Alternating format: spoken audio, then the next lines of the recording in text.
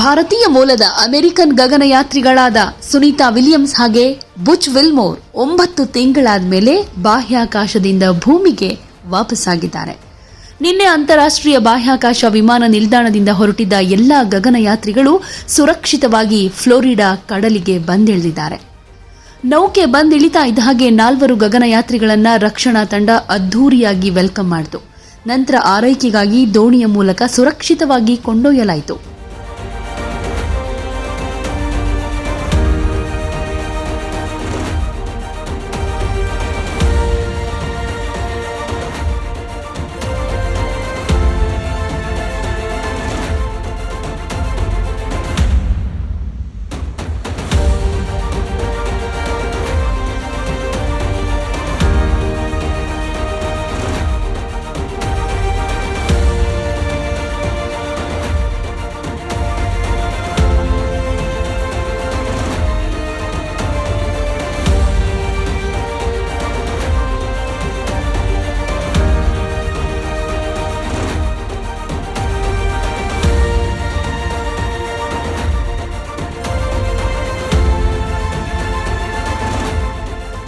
ಬಾಹ್ಯಾಕಾಶದಲ್ಲಿ ಸುನೀತಾ ವಿಲಿಯಮ್ಸ್ ಹಾಗೂ Butch Wilmore 9 ತಿಂಗಳ ಕಾಲ ಕಳೆದಿದ್ದಾಯಿತು.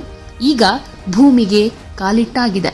ಬರಮಾಡಿಕೊಂಡ ಕ್ಷಣದ ಬಗ್ಗೆ ಮಾತನಾಡೋದಾದ್ರೆ, ಆ ಕ್ಷಣ ಹೇಗಿತ್ತು ಅಂತ ಹೇಳೋದಾದ್ರೆ, ಕೊನೆಯ 15 ನಿಮಿಷದಲ್ಲಿ ಪ್ಯಾರಾಚೂಟ್ಗಳು ತೆರೆದು ಕ್ಯಾಪ್ಸೂಲ್ ಸ್ಪ್ಲಾಶ್ ಡೌನ್ ಆಯಿತು. 4 ನಿಮಿಷಕ್ಕೆ ಬಂದಾಗ 2 ಪ್ಯಾರಾಚೂಟ್, 2 ನಿಮಿಷಕ್ಕೆ ಇನ್ನೂ 4 ಪ್ಯಾರಾಚೂಟ್ ಓಪನ್ ಆದವು.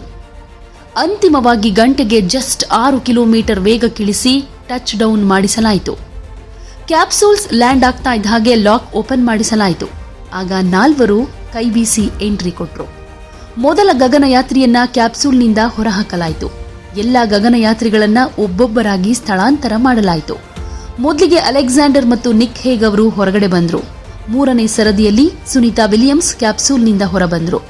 ಸುನೀತಾ ವಿಲಿಯಮ್ಸ್ ನಂತರ ಬುಚ್ ವಿಲ್ಮೋರ್ ಅವರನ್ನ ಕ್ಯಾಪ್ಸೂಲ್ನಿಂದ ಹೊರತರಲಾಯಿತು. 4 ಗಗನಯಾತ್ರಿಗಳನ್ನ ಸ್ಟ್ರೆಚರ್ಗಳ ಮೇಲೆ ಸಾಗಿಸಲಾಯಿತು.